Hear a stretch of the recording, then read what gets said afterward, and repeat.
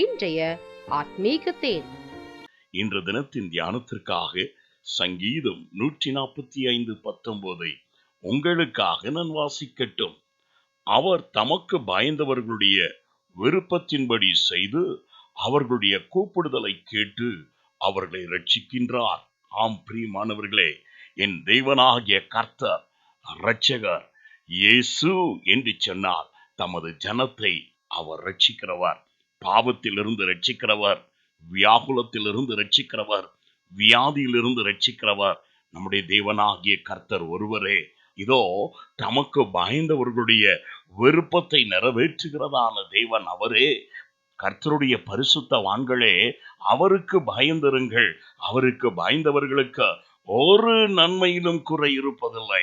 யார் ஒருவர் உண்மையாய் கர்த்தரை தேடுகிறார்களோ அவர்கள் சமீபத்தில் என் தேவன் கடந்து வருகிறவராய் இருப்பார்.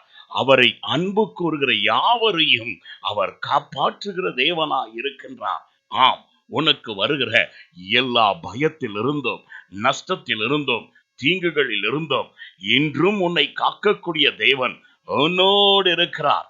நீயோ உன்னை சுற்றிலும் இருக்கிற சூழ்நிலைகளை கண்டு பயப்படுகிறவனாயிராதே.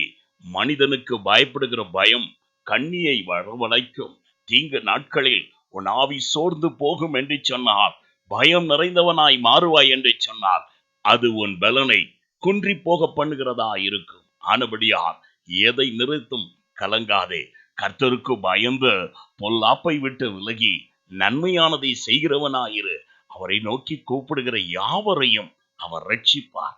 அவருடைய நாமம் இயேசு நிச்சயமாய் உன்னை ரட்சித்து வழி நடத்த வல்லவராய் இருக்கிறார். நான் உங்களுக்காய் ஜெபிக்கட்டும். எங்களை அதிகமாய் நேசிக்கும் அன்புள்ள பிதாவே, உமக்கு பயந்தவர்களுடைய விருப்பத்தை நீர் நிறைவேற்றுகிற தேவனாய் இருக்கிறபடியால் நன்றி. இந்த நாளிலும் பயபக்தி உள்ளவர்களாக அதிகாலையிலே உம்மை சுத்த இருதயத்தோடு தேடுகிற பிள்ளைகளுக்கு நீர் மனம் இறங்குவீராக. அவர்களுடைய வாழ்க்கையில் அற்புதங்களை நடத்துவீராக. இயேசுவின் நாமத்தில் பிதாவே, ஆமென். God bless you.